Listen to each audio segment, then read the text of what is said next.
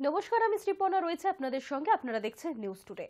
নেতাজি সুভাষচন্দ্র বসুর জন্মবার্ষিকীতে দেশনায়ককে শ্রদ্ধা জানাতে গিয়ে অন্তর্ধান রহস্য নিয়ে কেন্দ্রকেই সরাসরি দুষলেন মুখ্যমন্ত্রী মমতা বন্দ্যোপাধ্যায়।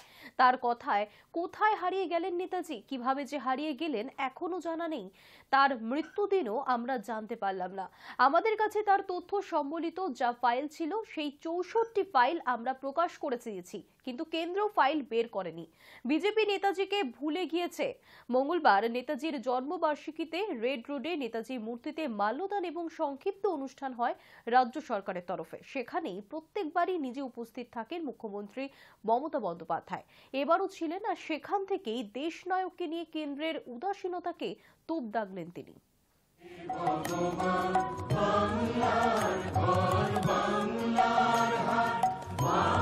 নেতাজি সুভাষচন্দ্র বসু তৈরি করেছিলেন প্ল্যানিং কমিশন। আমাদের কি দুর্ভাগ্য, দেশের কি দুর্ভাগ্য যে মানুষটা দেশের জন্য লড়াই করতে গিয়ে দেশকে দিশা দেখাতে গিয়ে কোথায় যে হারিয়ে গেলেন আজ পর্যন্ত আমরা জানতে পারলাম না। তার জন্মদিনটা জানলেও মৃত্যুদিনটা আমরা জানি না। এই চিরা অমাবস্যার ঘোরতর অন্ধকারে লুক্কায়িত আছে লজ্জিতভাবে। সেম আমাদের গভর্নমেন্ট আসার পর আমি 64টা ফাইল আমাদের কাছে ছিল। সে সময় ব্রিটিশ আমলে যত করেসপন্ডেন্স হয়েছে বা আমাদের গ্রেট লিডারের ব্যাপারে যে তথ্য ছিল, আমরা সেটা পাবলিক ডোমেইনে নিয়ে এসেছিলাম। এই বিজেপি সরকার ক্ষমতায় যখন আসেনি বলেছিল আমরা এর রহস্য উদ্ঘাটন করব, তারপর সব হয়ে যায়, নেতাজিকে ভুলে যায়। নেতাজি একটা পোর্ট আর ডকের নাম ছিল, সেটাকেও চেঞ্জ করে দেওয়া হয়েছে। প্ল্যানিং কমিশন তুলে দেওয়া হয়েছে। প্ল্যানিং কমিশন যখন ছিল আমার মনে আছে, প্রতি বছর ইম্পর্টেন্ট প্রিন্সিপাল সেক্রেটারিদের নিয়ে, চিফ সেক্রেটারিদের নিয়ে আমরা মিটিং করতাম, কোন সাবজেক্টে কত টাকা দিতে হবে, কোথায় কোথায় প্ল্যানিংয়ের আমাদের চিন্তাধারা। আর আজ প্ল্যানিং কমিশন নেই, কোনো প্ল্যান নেই দেশের জন্য। প্ল্যানিং একটাই, প্ল্যানিংটা কিলিংয়ে চলে গেছে। বেআইনিভাবে নিজের স্ত্রীকে শিক্ষক পদে চাকরি দেওয়ার অভিযোগ উঠেছিল স্কুল সার্ভিস কমিশনের পশ্চিমাঞ্চলের চেয়ারম্যান শেখ সিরাজ উদ্দিনের বিরুদ্ধে। মুর্শিদাবাদের গোথা হাই স্কুলে ভুয়ো শিক্ষক নিয়োগের তদন্তে নেমে এমনই চাঞ্চল্যকর তথ্যের হদিশ পেয়েছে রাজ্যের তদন্তকারী সংস্থা সিবিআই। সূত্রে খবর, 2011 সালে পরীক্ষা দিয়েছিলেন সিরাজের স্ত্রী জেসমিন খাতুন। 2015 সালে সেই চাকরির প্যানেলের মেয়াদ শেষ হয়ে যায়, কিন্তু মেয়াদ উত্তীর্ণ প্যানেল থেকেই 2019 সালে চাকরি পেয়ে যান স্ত্রী জেসমিন। বাঁকুড়ার শালডাহি কলেজের অধ্যাপক শেখ সিরাজ উদ্দিনকে নিয়োগ দুর্নীতির অভিযোগে সোমবার কলকাতা হাইকোর্টে তোলা হয়েছে। বিচারপতি বিশ্বজিৎ বসু অভিযুক্তকে শীঘ্রই তার পদ থেকে বহিষ্কারের নির্দেশ দিয়েছেন। বুধবার মামলার পরবর্তী শুনানি রয়েছে।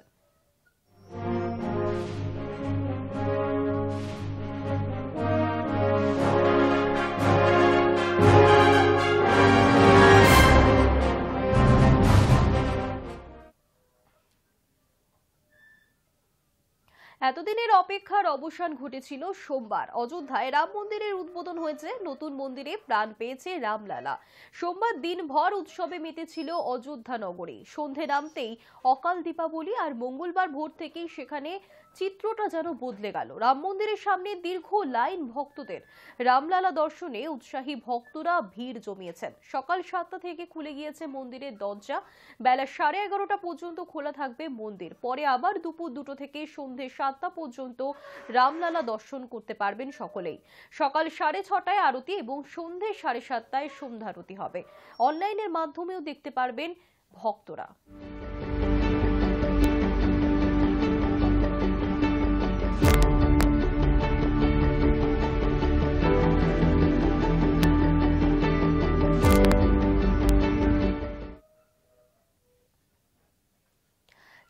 ভারত গড়তে নয়া প্রকল্প নিয়ে জনতার দরবারে হাজির প্রধানমন্ত্রী নরেন্দ্র মোদী। সোমবার অযোধ্যায় রামলালার প্রাণ প্রতিষ্ঠার পরই প্রধানমন্ত্রী সূর্যোদয় যোজনা শুরু করার নির্দেশ দিয়েছেন।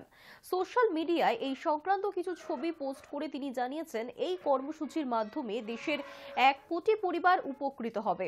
এতে একদিকে যেমন নিম্নবিত্ত এবং মধ্যবিত্ত বর্গের মানুষদের সাশ্রয় হবে, আবার অন্যদিকে ভারত ধীরে ধীরে আত্মনির্ভরশীল হয়ে উঠবে।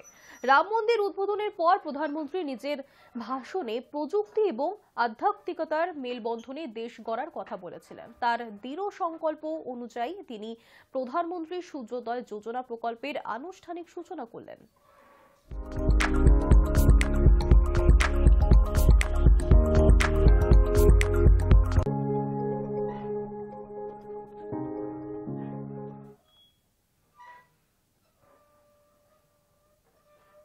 রামলালার প্রাণ প্রতিষ্ঠার দিনে মসজিদ নির্মাণের দিন ঘোষণা করল Indo Islamic cultural foundation. IICF সূত্রে খবর, চলতি বছরের মে মাসেই শুরু হয়ে যাবে নির্মাণ কাজ। যেহেতু নকশায় আরও কিছু সাবেকিয়ানা যোগ করার কথা ভাবা হচ্ছে, তাই অনুমান করা হচ্ছে মসজিদটি সম্পূর্ণ তৈরি হতে 4 থেকে 5 বছর সময় লাগবে। জানা যাচ্ছে, ধর্মগুরু মোহাম্মদের নাম অনুসারে মসজিদের নাম হচ্ছে মসজিদ মোহাম্মদ বিন আবদুল্লাহ। 2019 সালে জমি বিতর্কে সুপ্রিম কোর্ট রায় দিয়েছিল, ওই জমিতেই অযোধ্যার রাম মন্দির স্থাপিত হবে এবং মসজিদ তৈরির জন্য অযোধ্যারই কোনো এক জনপ্রিয় জায়গা আলাদা করে 5 একর জমি চিহ্নিত করে দেওয়া হবে। আদালতের নির্দেশ অনুযায়ী অযোধ্যার ধন্যীপুর এলাকাটিকে মসজিদ তৈরির জন্য বেছে নেওয়া হয়েছে।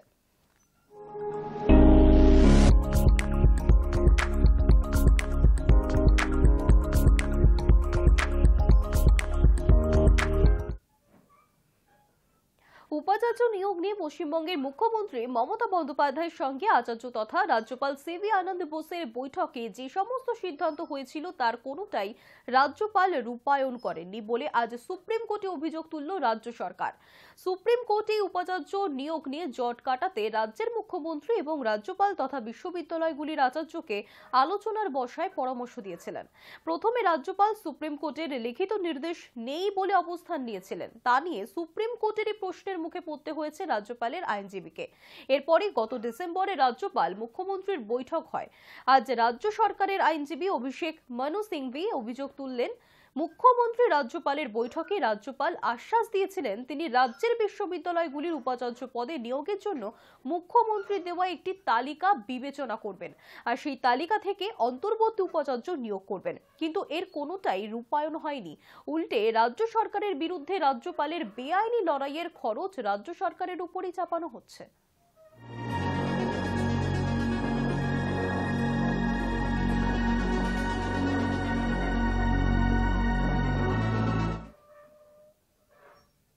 ডিএর দাবিতে অবস্থানে বসা সরকারি কর্মচারীদের মঞ্চে গেলেন শুভেন্দু অধিকারী। কর্মচারী সংগঠন সংগ্রামী যৌথ মঞ্চ দীর্ঘদিন ধরে শহীদ মিনার ময়দানে ডিএর দাবিতে অবস্থান চালিয়ে যাচ্ছে।